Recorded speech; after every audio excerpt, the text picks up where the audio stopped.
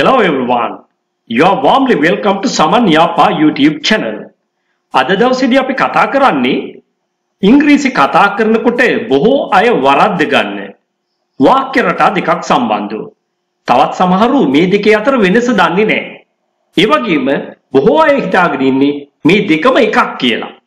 ඇත්තටම එහෙමද නැද්ද කියන එක අද දවසේදී මම ඔයාලට මේ සියලුම තොරතුරු ඇතුළත් කරලා සම්පූර්ණ පාඩමක් උගන්වනවා. ඒ නිසා සුපුරුදු විදිහටම වීඩියෝව ස්කිප් කරන්නේ නැතුව මුල ඉඳන් අවසානය දක්වා හොඳින් ශ්‍රවණය කරන්න, හොඳින් නරඹන්න.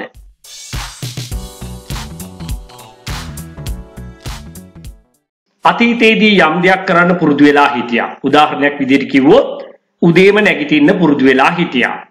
යාළුවොත් එක්ක හවසට සෙල්ලම් කරන්න පුරුදු වෙලා හිටියා.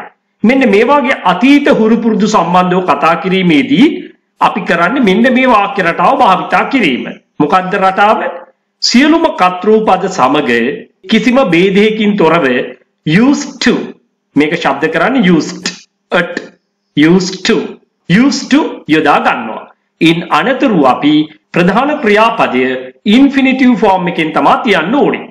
අපි මේකට කියනවා verb stem, base form, බොහොම සරලව කිව්වොත් ක්‍රියා ධාතුව. එහෙම නැත්නම් original form එක. තවදුරටත් කියනවා නම් ක්‍රියාපදයක උප්පත්තිය. එහෙනම් ඔයාට හොඳින් තේරෙනවා දැන් කියන දේ. ක්‍රියාපදයක් අපිට මුලින්ම හමු වන ආකාරය තමයි මෙන්න මෙතෙන්ද යොදා ගන්න ඕනේ. එතකොට මේ සියල්ල එකතු වෙන අවසානයේ කියවෙන්නේ අතීතයේ කරන්න පුරුදු වෙලා හිටපු පුරුද්දක් සම්බන්ධවයි. දැන් අපි බලමු දෙවන ආකාරය මොකක්ද කියලා. පුරුදු වෙලා ඉන්නවා. හුරු වෙලා ඉන්නවා. එහෙනම් යම් දෙයකට පුරුදු වෙලා ඉන්නවා කියනකොටම ඔයාට තේරෙනවා මේක වර්තමාන තත්වයක් ගැනයි කියන්නේ කියලා. මේක නිර්මාණය වන ආකාරය දැන් බලමු. සියලු කර්තෘපද සමග ඉස්සරලා අපි used to පාවිච්චි කළාට දැන් ඊට කලින් කරන්න වැඩක් තියෙනවා. is, am, are කියන උපකාරක ක්‍රියාපද තුනෙන් එකක් කර්තෘට ගැලපෙන විදිහට තෝරගන්න ඕනේ. ක්‍රියාපදයේ මුල් ස්වරූපය මේ වෙලාවේ පාවිච්චි කරන්න බෑ. ඒ වෙනුවට ඔයා gerund එක. ඒ කියන්නේ ක්‍රියාවට ing එකතු කරපුවාම නාමපදයක් සේ භාවිතා කරනවා නම් අන්න ඒකට අපි කියනවා grammatically gerund එකක් කියලා. ක්‍රියාපදයට ing එකතු කිරීම ඔයා අනිවාර්යයෙන්ම කරන්න ඕනේ. අපිට gerund එක ඒ කියන්නේ ක්‍රියාපදයට ing එකතු කිරීමෙන් භාවිතා කරන ස්වරූපය හෝ නාමයේ පදයක්, නාමපදයක්, සර්වනාම පදයක් අපිට මේ වෙනුවට භාවිතා කරන්නත් පුළුවන්. ඉතින් අපි මේවා දැන් උදාහරණ සමග සාකච්ඡා කරලා බලමු. එතකොට මේ සියල්ල හොඳින් මතක හිටිනවා. මම එහෙ යන්න පුරුදු වෙලා හිටියා. ඔන්න අතීත පුරුද්දක් ගැන කතා කරන්නේ. මම එහෙ යන්න පුරුදු වෙලා හිටියා. අපි පළවෙනි ක්‍රමය මේකට පාවිච්චි කරනවා. I used to go there. මම එහෙ යන්න පුරුදු වෙලා ඉන්නවා. ඔන්න වර්තමාන තත්වයක්. එතකොට අපි පාවිච්චි කරන්න ඕනේ දෙවන රටාව. එතකොට අපි මොකක්ද කරන්නේ? කර්තෘට ගැලපෙන්න උපකාරක ක්‍රියාවක් යොදා ගන්නවා. I am, I'm කියලා. ඉන්පස්සේ used to වලින් අනතුරුවේ අදාළ ප්‍රධාන ක්‍රියාපදයට ing එකතු කිරීම කරන්නම ඕනේ. එතකොට අපි උත්තරේ කියන්නේ මෙන්න මේ විදිහටයි. I'm used to going there. අපි තවත් උදාහරණයක් බලමු. අපි හවසට සෙල්ලම් කරන්න පුරුදු වෙලා හිටියා. අතීත කතාවක්. We used to play in the evening. අපි හවසට සෙල්ලම් කරන්න පුරුදු වෙලා ඉන්නවා. හුරු වෙලා ඉන්නවා. එහෙනම් වර්තමාන තත්ත්වයක් ගැනයි කතා කරන්නේ. එතකොට අපිට is, am, are තුනෙන් එකක් කර්තෘට ගැලපෙන විදිහට යොදා ගන්න ඕනේ. ඉන්න අනතුරුව මතකනේ ප්‍රධාන ක්‍රියාපදයට ing එකතු කිරීම කරන්නමත් ඕනේ. We are used to play in the evening. ඇය දිනපතාම මට කතා කරන්න පුරුදු වෙලා හිටියා. අතීත පුරුද්දක් ගැන කියනවා. She used to speak to me daily. ඇය දිනපතාම මට කතා කරන්න පුරුදු වෙලා හිටියා. නමුත් දැන් නෑ. අපි අර වාක්‍යෙම ඒ විදිහටම කියලා ටිකක් දීර්ඝ කරගන්නවා but not now එකතු කිරීමෙන්. but not now කියන්නේ නමුත් දැන් නෑ. She used to speak to me daily, but not now. She used to speak to me daily, but not now. ඇය දිනපතාම මට කතා කරන්න පුරුදු වෙලා හිටියා. ඒත් දැන් නෑ. නමුත් දැන් නෑ. She used to speak to me daily, but not now. වාක්‍ය වඩාත් අර්ථ ගන්නවන්න ඔයා මෙන්න මේ වගේ කොටස් එකතු කරන්නත් පුරුදු වෙන්න. ඇය දිනපතාම මට කතා කරන්න පුරුදු වෙලා ඉන්නවා. ඔන්න වර්තමාන පුරුද්දක් ගැන තමයි දැන් කියන්නේ. එතකොට අපට ඕනේ වෙනවා දෙවන වාක්‍ය රටාව. දෙවන වාක්‍ය රටාව. She used to speaking to me daily. She's used to speaking to me daily. මම මේ ජීවිතේට හුරු වෙලා ඉන්නවා. මට මේ ජීවිතේ හුරුයි. පුරුදු වෙලා ඉන්නේ. ඔන්න ඔය අර්ථය අපි කියන්නේ කොහොමද කියලා බලමු. මෙතනදි කියන්නේ වර්තමාන තත්ත්වයක්. එතකොට අපි කරන්නේ I'm used to. අන්න දැන් ක්‍රියාපදයක් නැහැ.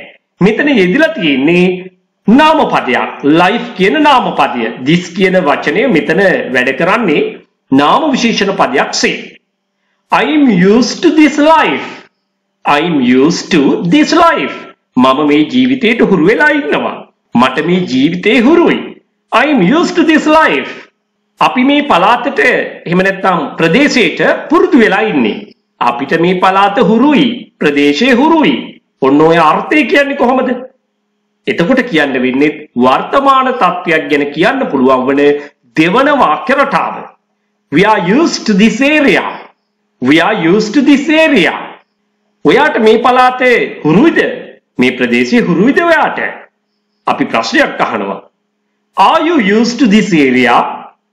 Are you used to this area? ඇයට අපේ කෑම හුරු නෑ. ඇයට අපේ කෑම හුරු නෑ. She is not used to our food. She is not used to our food. මට මේ පළාතේ තාම හුරු නෑ. මට මේ පළාත තාම හුරු නෑ. I am not used to this area yet. I am not used to this area yet. මට මේ කාලගුණේ තාම හුරු නෑ. I am not used to this weather yet. I am not used to this weather yet. මට ඒක හුරුයි, හුරු පුරුදුයි. I am used to it. I am used to it. What are the differences between these two patterns? මේ රටා දෙක අතර වෙනස්කම් මොනවද? හොඳයි.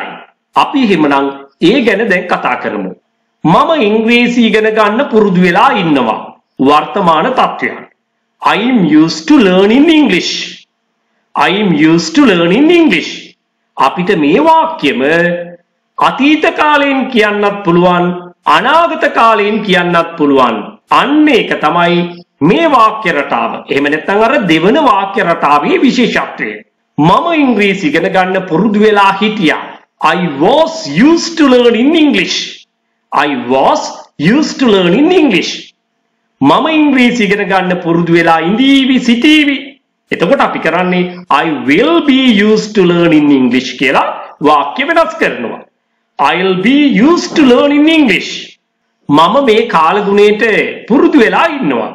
I am used to this weather. I am used to this weather. මම ඒ කාලගුණයට පුරුදු වෙලා හිටියා. I was used to that weather. I was used to that weather. අපිට මේක අනාගත කාලයෙන් කියන්නත් පුළුවන්. I'll be used to that weather. I will be used to that weather. අතීතයේ පුරුදු වෙලා හිටපු හුරු වෙලා හිටපු දෙයක් සම්බන්ධව කතා කිරීමට පමණයි පුළුවන් වෙන්නේ පළවෙනි වාක්‍ය රටාවෙන් හෙවත් මෙන්න මේ කියන වාක්‍ය රටාවෙන්. නමුත් මේ දෙවන වාක්‍ය රටාවේදී කාල තුනෙන්ම අපිට කතා කරන්න පුළුවන්. මෙන්න මේ විදිහට කතරුට ගැලපෙන විදිහට ඊසෑම්මා යොදා ගන්නවා. පුරුදු වෙලා ඉන්නවා කියන අර්ථය ගෙන දෙන්න. පුරුදු වෙලා හිටියා කියන අර්ථය ගෙන දීමේදී was වර්බ් යොදා ගන්නවා. පුරුදු වෙලා ඉඳීවි සිටීවි කියන අර්ථ සඳහා will be අපි යොදා ගන්නවා. ඊට අමතරව ප්‍රධාන ක්‍රියාපදයට ing එකතු කිරීම අපි කරන්නට ඕනේ. එහෙම නැත්නම් සර්වනාම පදයක් හෝ නාම පදයක් භාවිතා කිරීමේ හැකියාවක් තියෙනවා මෙන්න මේ දෙවනි වාක්‍ය රටාව සඳහා. ඔයා මේ වීඩියෝව මුල ඉඳන් අවසානයේ දක්වා කිහිප සැරයක්ම නරඹන්න හොඳින් ශ්‍රවණය කරන්න. එතකොට ඔයාට තව දුරටත් මේක ගැටලුවක් වෙන්නේ නැහැ. එහෙමනම් අද දවසේ ඔයා ඉගෙන ගත්තා ඉංග්‍රීසි කතාබහේදී නිතරම වරද්ද ගන්න පැටලෙන වාක්‍ය රටා දෙකක්. පැහැදිලිවම දැන් ඔයා දන්නවා මේක වාක්‍ය රටා දෙකක් කියලා. එක වගේ වුණාට වාක්‍ය රටා දෙකක්. මෙන්න මේ වාගේ සියල්ල හරියට ඉගෙන ගන්න සමන් යාපා YouTube channel එකත් එක්ක දිගටම රැඳිලා ඉන්න. ඔයා මගේ online classes එහෙම නැත්නම් නේවාසික පුහුණු කඳවුරු වලට සම්බන්ධ වෙන්න කැමති නම් මෙන්න මේකටත් සම්බන්ධ වෙන්න අමතක කරන්න එපා. පාසල් යන දරුවන්ට උසස් අධ්‍යාපන කටයුතු වල නිරත වෙලා ඉන්න අයට, රැකියාවල නිරත අයට, ඒ වගේම රැකියාව බලාපොරොත්තු වෙමින් සිටින අයට. එහෙමත් නැත්නම් විභාග ප්‍රතිඵල බලාපොරොත්තු වෙමින් සිටින කෙනෙක් වෙන්න පුළුවන්. ඔයාගේ දැනුමට ගැලපෙන විදියට කණ්ඩායමකට එකතු වෙන්න පුළුවන්. එහෙම නැත්නම් තනි පුජ්‍යල පන්තියක් සංවිධානය කරගන්නට පුළුවන්. මේ සියලුම පන්ති දෙආකාරයකට පැවැත්වෙනවා. ඔන්ලයින් ක්ලාසස් ලෙසත් නේවාසික පුහුණු කඳවුරු ලෙසත්. ඔබ මේ සම්බන්ධ උනන්දුවක් දක්වන්නේ නම් ඔබගේ අවශ්‍යතාවය පැහැදිලි කරමින් 071 011 22 62ට දැන්ම WhatsApp voice message එකක් යොමු කරන්න.